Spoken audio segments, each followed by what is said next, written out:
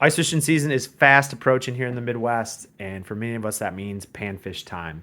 If you're like me, you do most of your pan fishing with like tungsten jigs, like a Clam Drop XL, which I've got here. They work fantastic.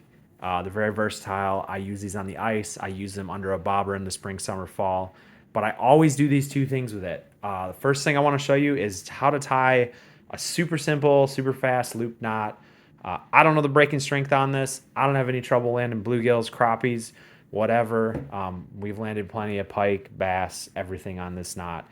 And it is so simple. So anyway, let me show you. I got 20-pound braid here and a much bigger Clam double XL jig just to show you guys. But you're basically just going to run it through the eye of the hook. So you've got two ends here, your end that goes to the pole here, and then your tag end here.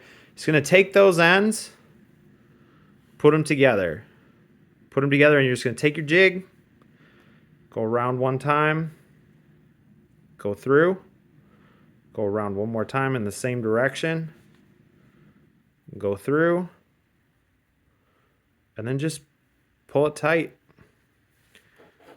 I'm pulling on that right now, and I can't budge it. It's not slipping. But the advantages this gives you is when it's on that loop, your bait is always going to hang in a balanced position. You're never going to have it all messed up or weird looking, like if you tie rigid to it. Depending on where your knot slides to, things always get weird.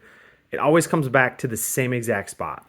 And the other thing is when you jig this, you're going to get this just a little bit of rocking motion here because it's not rigidly attached to the eye. So it's just going to give you a little bit extra, like a little bit something else that's going to say, hey, I'm a finicky bluegill down there. I don't really want to eat that, but that little bit extra rock's going to make them do it. So I always do that.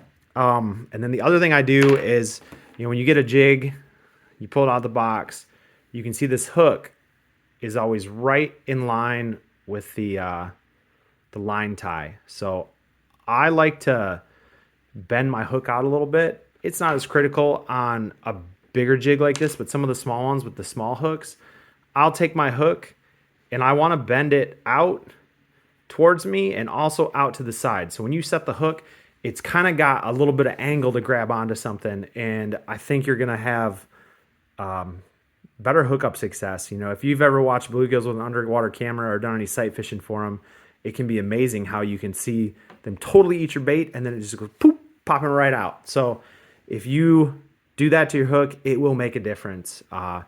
Give it a shot on the ice this year. Yeah, I think you're going to catch more panfish with it.